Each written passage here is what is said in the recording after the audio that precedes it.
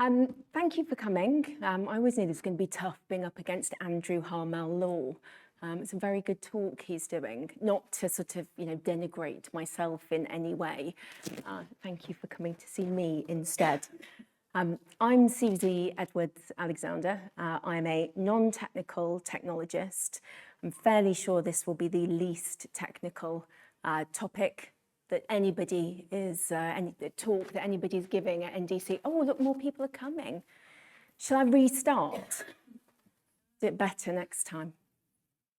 Just keep going. Right, so I'm Suzi, I'm a non-technical technologist. I am a career coach, and I'm always slightly nervous to say this in front of a group of developers, technologists. I am a recruiter.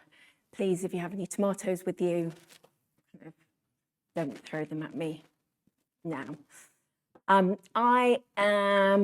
spent 30 years in tech, pretty much always recruiting, doing people stuff. The problem that I kind of keep circling around is this idea of, given that recruiting is so important, and it's one of the major routes to change your life, improve your standard of living, why are we still so bloody terrible at it? And I find that quite baffling. I am also perimenopausal and neurodiverse, and so there is a kind of latency issue currently between the stuff that's in my brain and the stuff that comes out of my mouth. So if at any point I sort of look like I've glitched, just give me a second, and generally, like, all of the systems get back online quite quickly. What I'm hoping to do today is recontextualize recruitment a little bit, help us think about it as a socio-technical way to develop belonging and a way to build really incredible teams. So why should you listen to me? I spent 15 years working for a company called ThoughtWorks.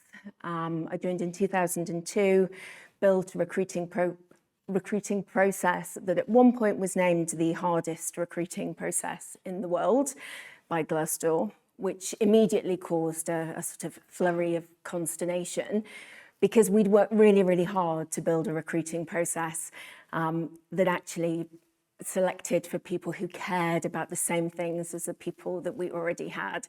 So we had a sudden spike of sort of alpha developers wanting to come and have a go at the process, a bit like kind of strong men at the fair, just kind of wanting to see how they would do. So I definitely never set out to build a recruitment process that was hard.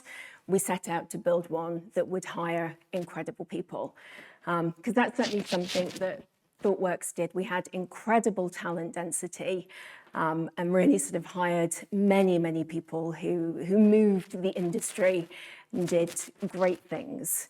But most of those people were not keynote speakers or writers before they joined us. I think we created an environment where people were really able to learn and develop as practitioners.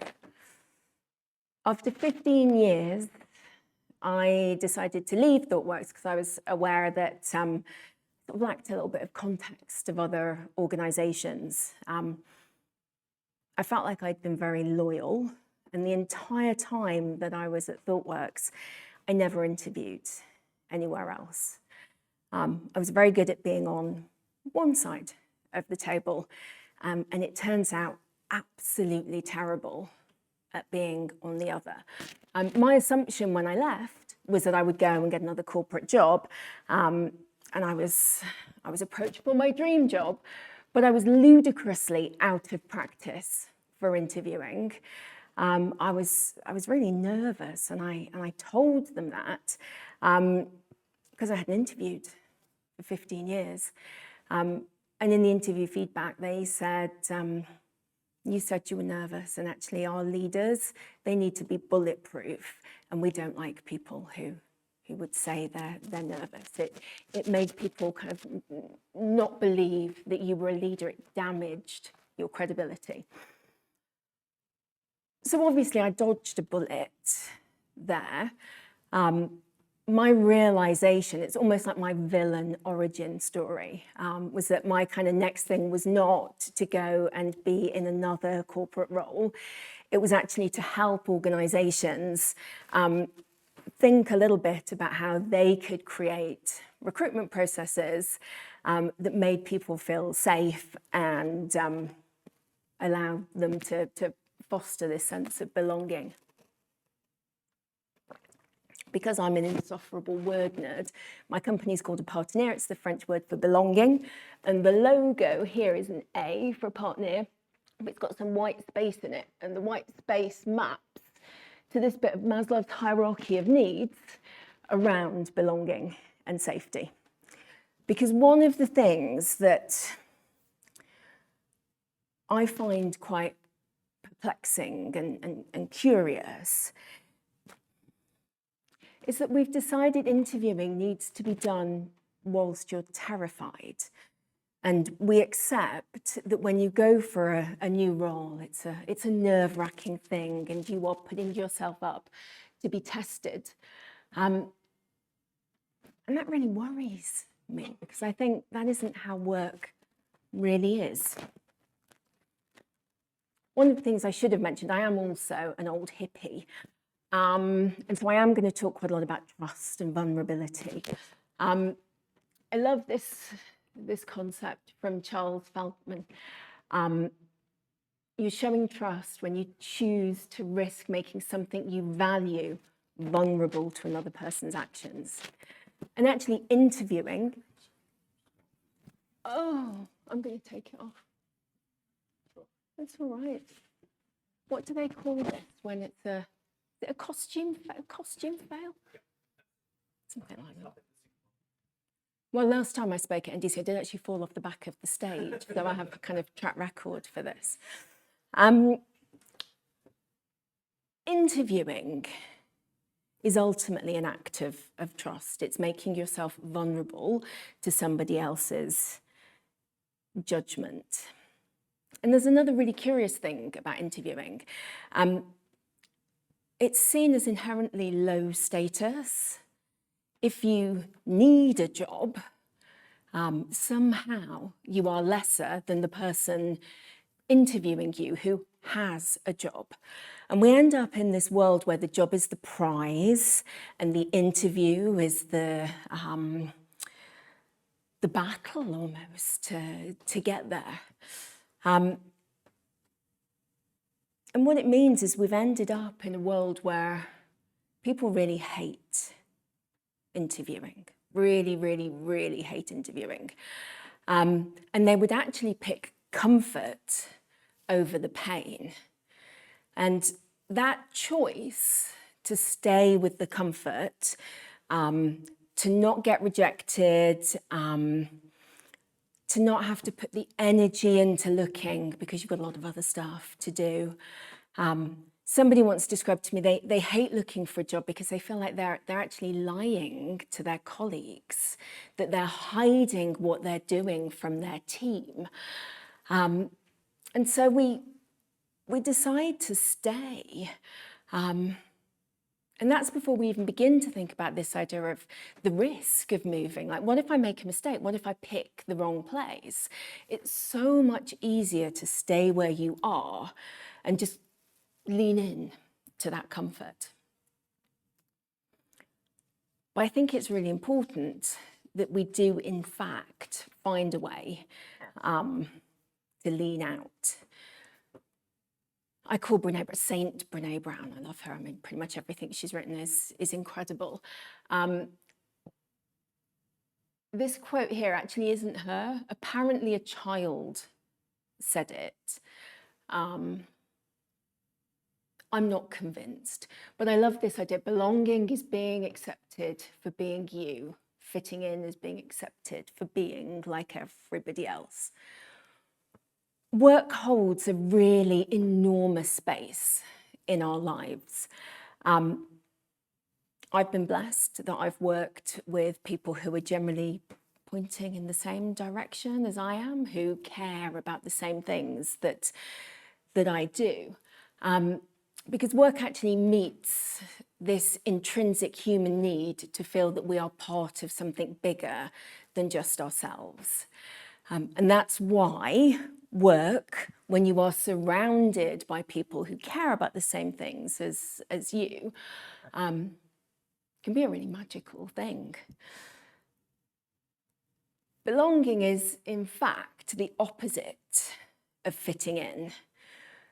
But interestingly, one of the core parts of most tech recruitment processes is the culture fit interview to work out, how does this person fit in here? And obviously there's something intrinsic in that about this idea of, well, how do they make themselves small to be part of this? Patty McCord at Netflix talked about how most culture fit interviews are really about the idea of, I'd like to go to the pub with this person. So the first thing that I think we need to reframe, and when we think about belonging and recruitment, is a shift to the idea of actually culture add.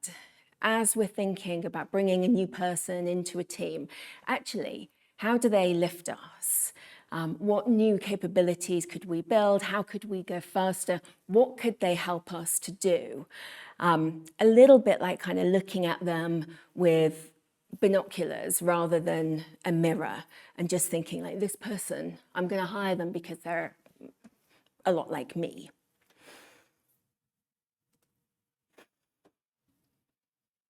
This is from a survey. It was only 2,000 people surveyed. Apparently 93% of people report experiencing interview anxiety. And that's just the interviewers. That's not even beginning to think about the people being interviewed. I'm going to do a bit of a show of hands. This is always dangerous. How many of you have ever had any interview training? If it's been from me, you're not allowed to put your hands up. 1, 2. Okay. So training on how to conduct an interview, be an interviewer, yeah? How many people have been interviewed? It's interesting. Why is interviewing the one thing that we expect lots of people to do in their job, but we give them absolutely zero training for? How many of you have ever done first aid training? And how many times you actually had to deliver first aid in the work? Like, okay, this completely blows my mind. So everyone is doing interviews, being interviewed, not being trained for it. And I think there's too many industrial incidents going on over there. I don't know if you work at the same place. Or I won't ask who. When 93% of people are experiencing something, this is a system design problem. This is not an individual, like, I get nervous about interviews, that's on me. This is because we have built a system that is actually designed to make people feel nervous. You see it in, when people are interviewing well, the scenarios that they like to run people through. Oh yeah, let's get them to talk about an outage. How would they respond? It's like, well, how often does that happen? And why are you constantly testing people for the worst case scenario? I mean, it's unfortunate we have all at some point had that manager who treated us really badly, and we did have to do our jobs terrified. But I don't really understand why our default for interviewing is creating a system of stress. I remember doing interview training many years ago, and we spent a whole day, and it was really carefully crafted. People were learning how to ask different types of questions, examine for evidence. And at the end of the day, someone came up to me and said, sorry, well, when are you going to teach me how to do the stress interview? I was like, well, I'm not. What have you been listening to all day. But it's just this belief that you're there and you need to kind of hold people's feet to the fire a little bit. And I see how they respond, which I think is fine if you're interviewing someone to be an air traffic controller. But most of the time, our jobs aren't really that stressful. There's also an intrinsic asymmetry in this artificial environment. The interviewer holds the power and the interviewee needs a job. One of the ways that I've seen this kind of get broken down a little bit, pairing in interviews can be a really good way to try and kind of remove some of this mano a mano, not fighting, but kind of conflict that appears to be a precondition of an interview.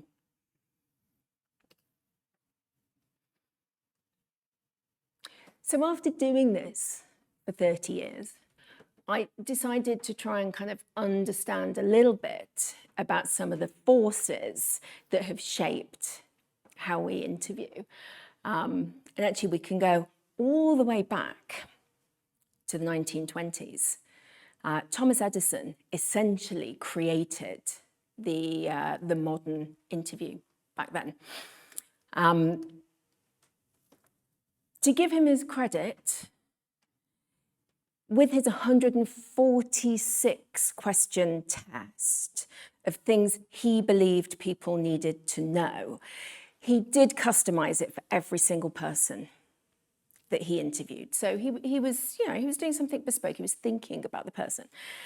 But the reason that he even needed to do this was in the 1920s, it was actually the first time that there was an oversupply of people for roles. And he needed to find a way to sort of winnow down all of the people who wanted to come and work in his lab and invent things. So he decided to do it essentially with a pub quiz of things he believed were really important for someone to know. So I want to see whether or not we would actually get hired by Thomas Edison. So name 3 powerful poisons. Please note powerful. I don't want any of your like common or garden rubbish poisons. Nightshade. Nightshade? I mean, it's quite natural, but I'll give you that one. Come on, we need 2 more, or we're not. Brilliant, yes. I'm quite worried about you. Brilliant, okay, right, we've passed the gate. Next question, where is Denmark? I actually asked this question in Varberg, and it was quite interesting because you could point to it, but there was a difference of agreement in the room. People were pointing in all sorts of different directions. Yeah, I have directional insanity, so yeah. Who is John Hancock?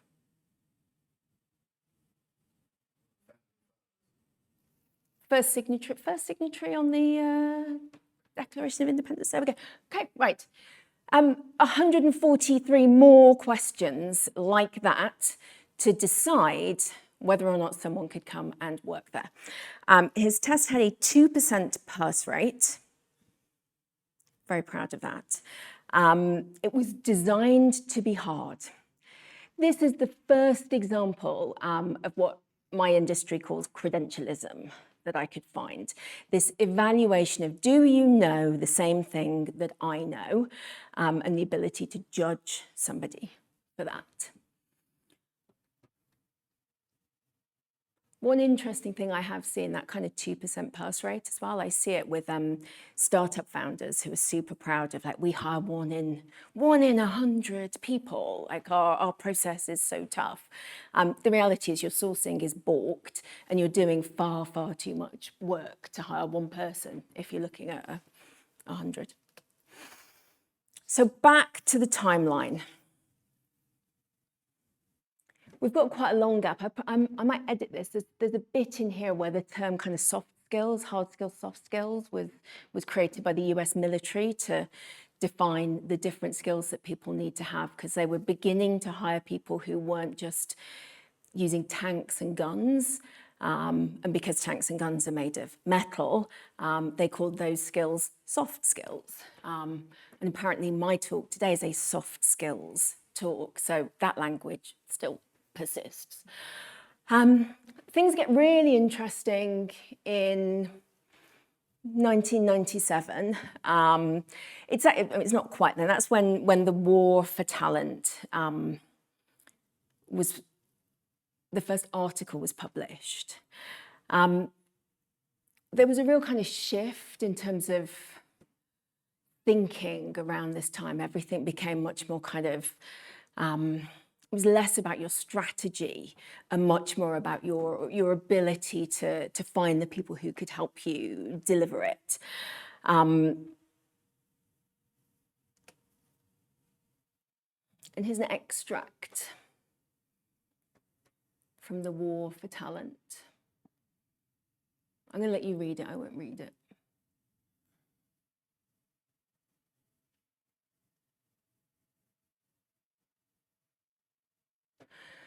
I don't know about you, but I'm not sure that burning is ever really a good thing.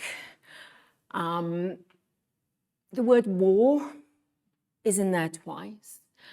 And there's something really kind of dehumanizing here. Even though we're talking about people, humans have been commoditized and turned into talent. Now, it's quite interesting because actually at this point, what I do gets a glow up and we stop being recruitment and we become talent acquisition. So that was quite nice. But I think what we set in place here was, we picked the wrong metaphor. We set this overarching idea that talent is a war.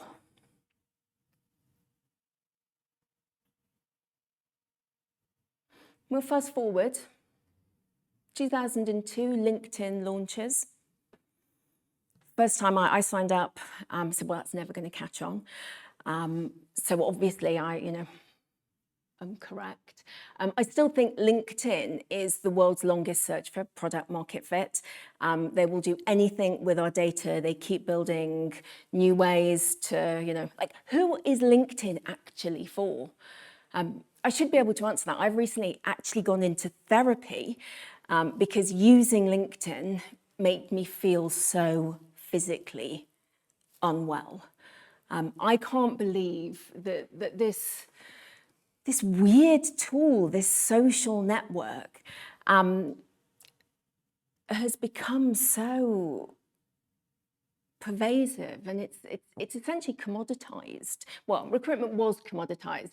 LinkedIn productized it somehow. Again, in my industry, we talk about how recruitment is sourcing and selection. Most people, when they're talking about recruiting, they're talking about selection, the process piece, the interviewing.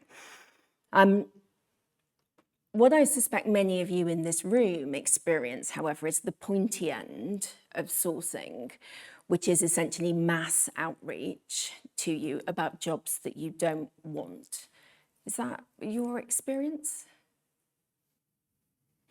I remember being in a sourcing masterclass many years ago, and those wily developers were spelling their job titles incorrectly on LinkedIn. And so there was actually training about the most common ways that developers misspell job titles so that you can incorporate those misspellings into your Boolean searching and find them.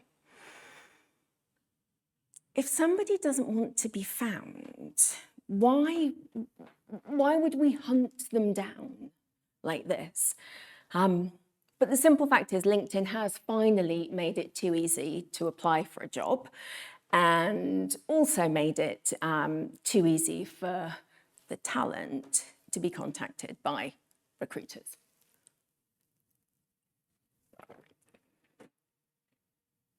Things get exciting around 2008.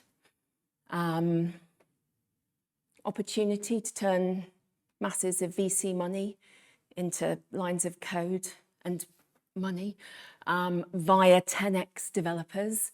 There was a sort of metric at the time. Every developer that you could hire would add $1 million to your valuation. It became a bit of a sort of vanity metric of how many developers did you have. But even during a time of mass need for technologists, recruiting didn't change. In fact, during this period, the processes got longer, the take-home technical tests got more complex, and there was a rise in all of these coding platforms to see whether or not they could do it. So we're still really kind of leaning into credentialism, only this time we're doing it at a whiteboard whilst being watched. Once again, there is still very little improvement in terms of this kind of baseline assumption of, I need to know if you know what I know, and I'm at war with you. We'll gloss over the pandemic because none of us really need to think about that anymore, and bring us where we are now, which appears to be a race to the bottom between candidates and recruiting and AI, to find more and more ways to automate things and get in one another's way. I'm actually very excited about how AI could help me do my job better. But so much of the recruiting kind of conversation is actually about efficiency. It's not about adding value in any way. It's not about helping people to find their next great team, to find a really interesting problem to work on.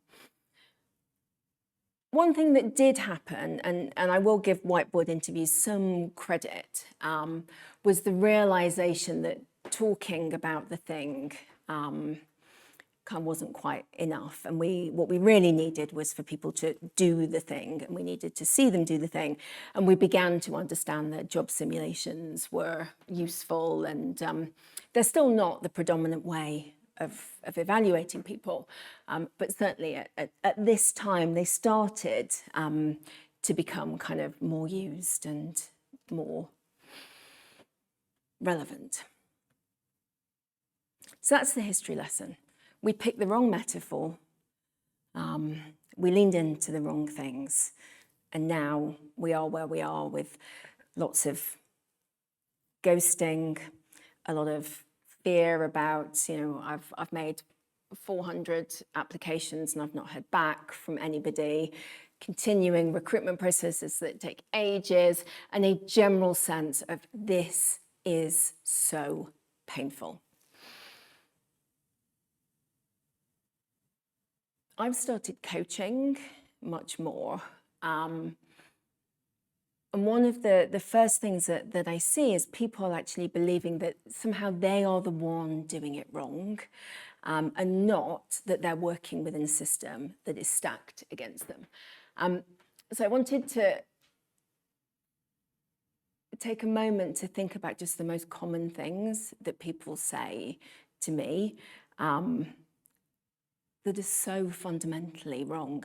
I don't understand why everybody seems to think that everybody else goes for one job and they are offered it, or they apply for 3 jobs and they're offered all of them, and that somehow everybody else but me gets every job they go for. The simple fact is, in recruitment, there is always more rejection than there is success. But yeah, there's this kind of insane idea that somehow I'm worse at it than anybody else. It's not the case.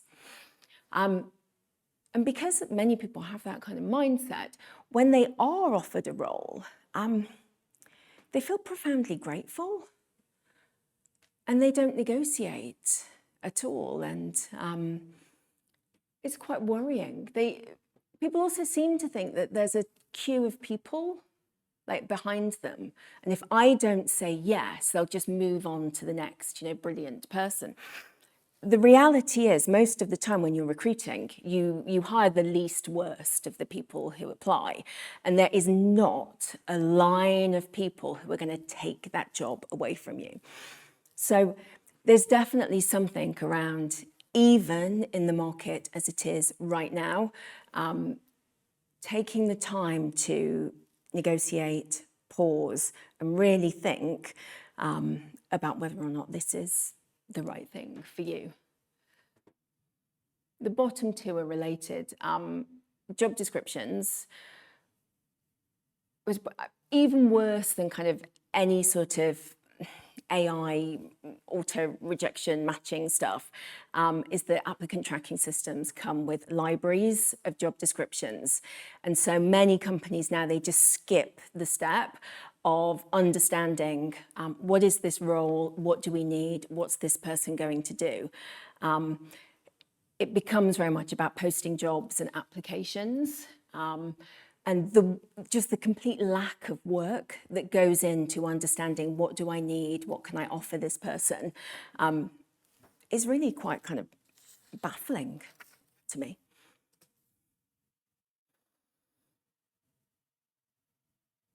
So how do we fix it?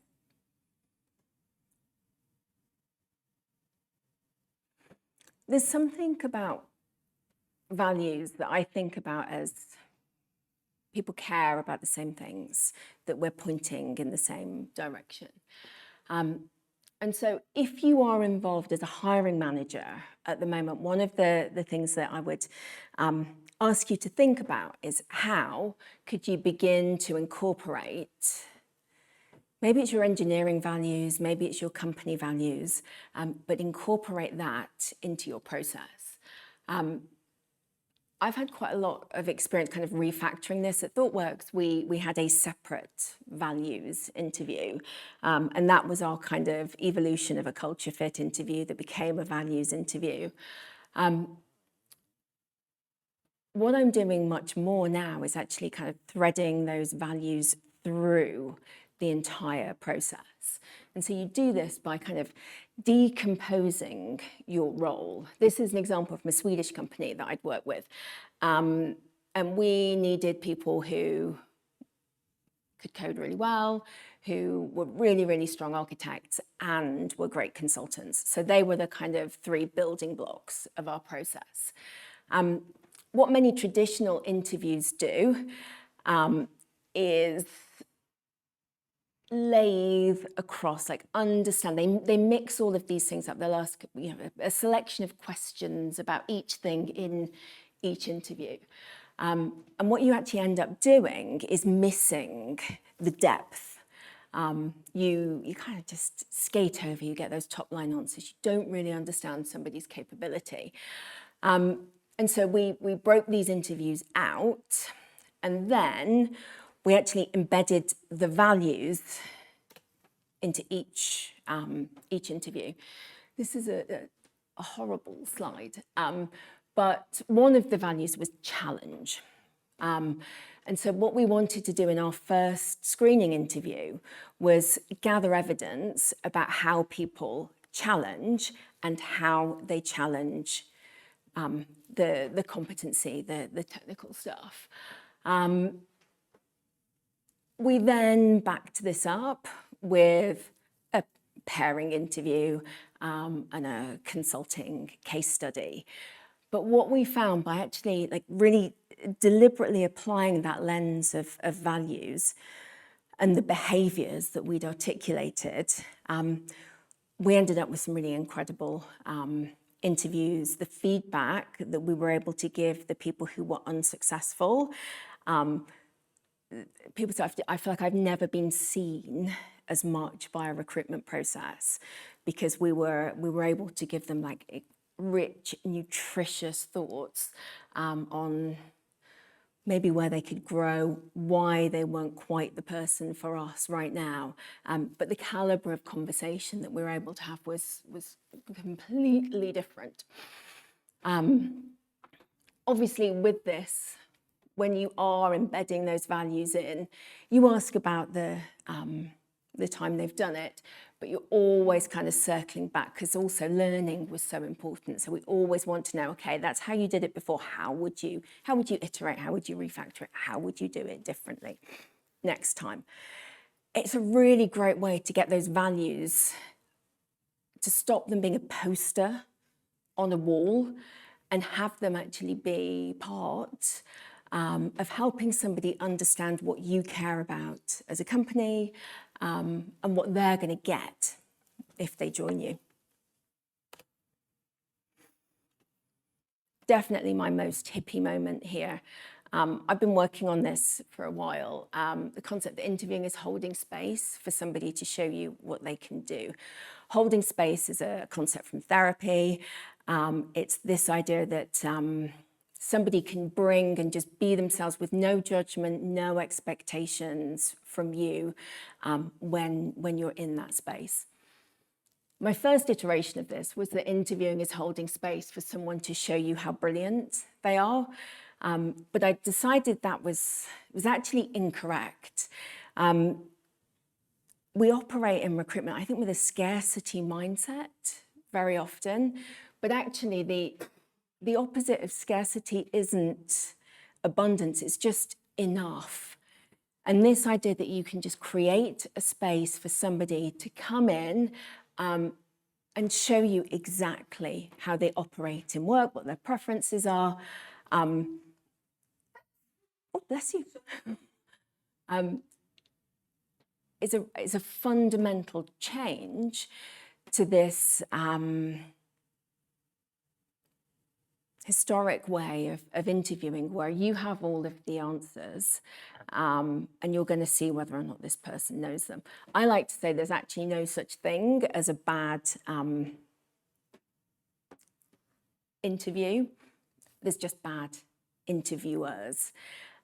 Very often we put the load on the interviewee, but really, as an interviewer, your job is to bring out the best in somebody.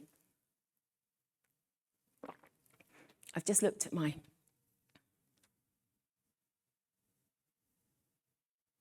clock and I've gone too fast because I thought we were going to be done at a different time. But what we could do, so that's everything that I'd kind of prepared, probably gone slightly quicker than I thought I would. Any questions? No? So again? Ways to improve generally the process of recruitment. There are so many problems currently. So my big thing would be incorporate values, structured interviews that are broken down into exactly what are the skills that we need to bring into the team and evaluate them one by one to depth. Get somebody to show you, do it with them, to show you how they do that role. And as an interviewer, really kind of take responsibility in the room for being the person who is going to make that interaction be good. So from a company's perspective, what do we need to, like you say, educate people who would be interviewing people for the roles? Or I mean, I think it starts with hiring managers because often a hiring manager has quite a lot of freedom to decide how the interview process happens. In my experience, it is quite rare that at an organizational level, there is a mandate that you must kind of do it like this. So I see hiring managers with a lot of freedom, but they default to how they believe interviewing should be done. So I would say if you are somebody who is responsible for bringing people into your team, the first thing that you should do is take a long, hard look at your process and think about what's the candidate experience of this? Am I creating opportunities for them to show me what they can do? Or am I, in fact, putting up, burning hurdles that I'm expecting them to leap over? So get rid of the as many take-home tests as you can, or if you're going to use a take-home test, make it short and make sure that you then do an interview where you work on it together. Nothing that's kind of in isolation. Try and kind of build a process that builds and you're able to take somebody on a journey so that they understand what it's like to be in your team, and they feel that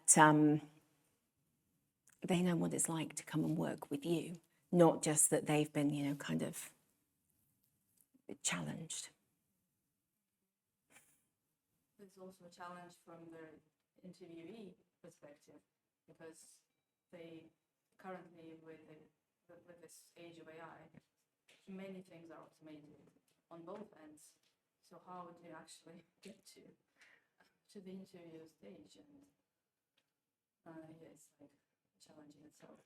I think that's a really great question. I would say that looking for a role in the same way that recruitment is sourcing and selection, looking for a job is thinking about what you really want to do and then applying and interviewing.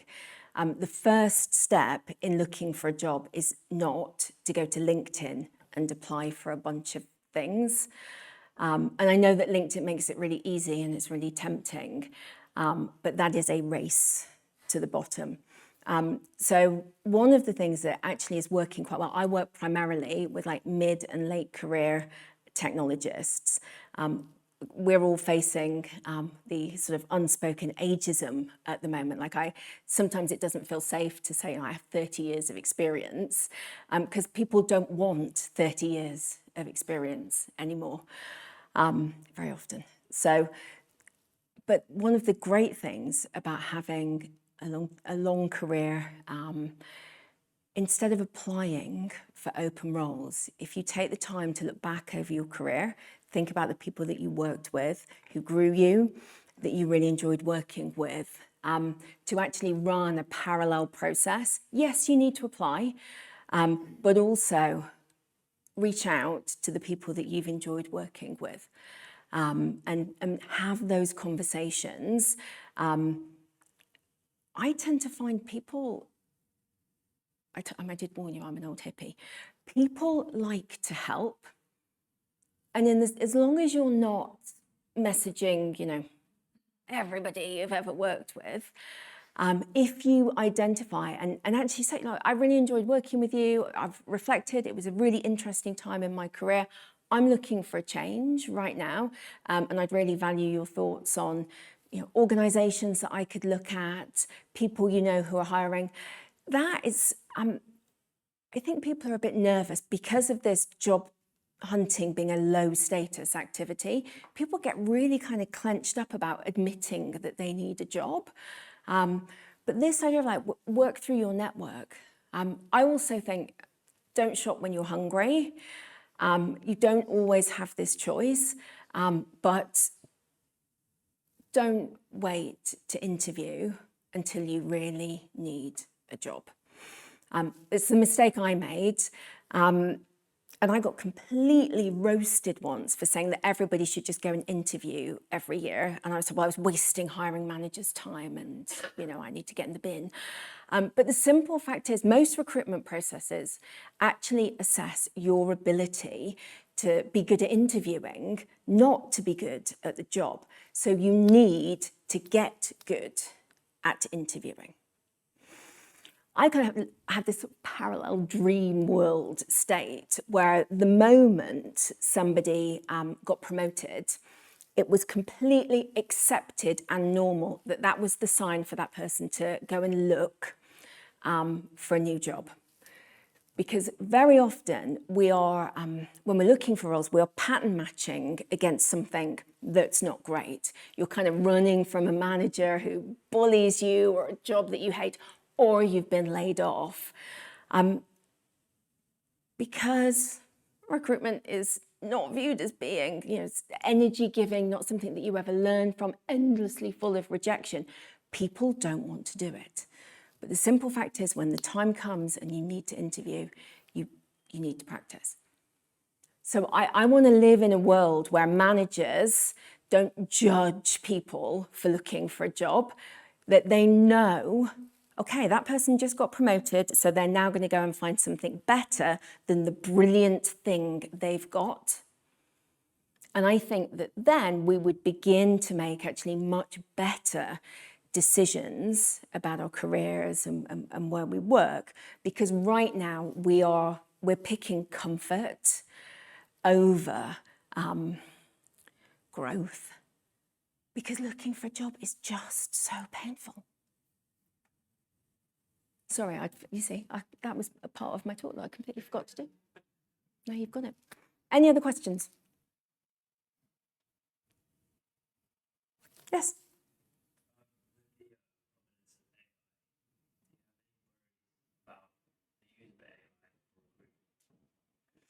Yeah, I mean, I did go on a bit of a rant recently. There's a lot of recruiters who can't even be bothered to like reply to an application. And that's been core functionality in applicant tracking systems for about 20 years. No AI for you. If you can't even like meet the basics of being polite, I just don't think you're allowed to have it. Because for me, in the right hands, AI is actually an incredible enabler in recruitment. Its ability to, I don't just want to talk about the efficiency stuff, but like smooth out a bunch of the scheduling stuff. Where I get really excited though is organizationally the ability to maybe look at how people are interviewing. So maybe like using transcripts of interviews and begin to understand where the fragility is, be able to compare interviewers against one another, work out kind of who needs some help to improve. Maybe kind of, are there illegal questions being asked? There's a lot of opportunity for us to get much better at that. I also get really excited about the idea that maybe we won't need CVs anymore if we're actually able to use AI to build models that allow us to understand kind of people's latent preferences and what they could do, their potential, and use, through maybe asking standardized questions or scenarios, begin to actually understand and predict what could be good answers. So we would remove this kind of step of how do you describe what you've done, and actually just get down to the really interesting stuff of understanding, well, what could you do? How could you grow? I feel sort of quite positive about AI in recruiting, because actually it can automate a lot of the like really awful stuff that gives us more time to do the really special human things. So I think we will get to a point eventually where we need to move over this conversation right now, which is just, I'm being rejected by a faceless robot. There is very little new functionality in applicant tracking systems right now. People are just doing what they've always done quicker. So yeah, it's value, not efficiency. Are you using AI in your jobs? Just in case you're like your manager sat next to you, have you found any interesting uses for AI when looking for a role?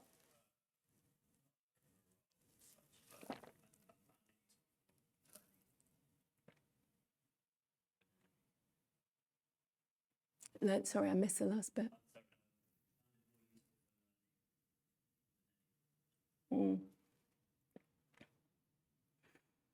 I mean, the ability to like practice for interviews, like research, AI has made that so much easier. You still have to, go and meet the people and have the conversation. For me, there's a real opportunity in like helping me work out, does this organization care about the things that I care about? And helping you like shortlist, like finding organizations that you would just never perhaps have found, who, care about the things you care about. Any last questions? I think we can go then. Feel free to add me on LinkedIn. The therapy has worked. I go there occasionally. Do say that you're from, NDC.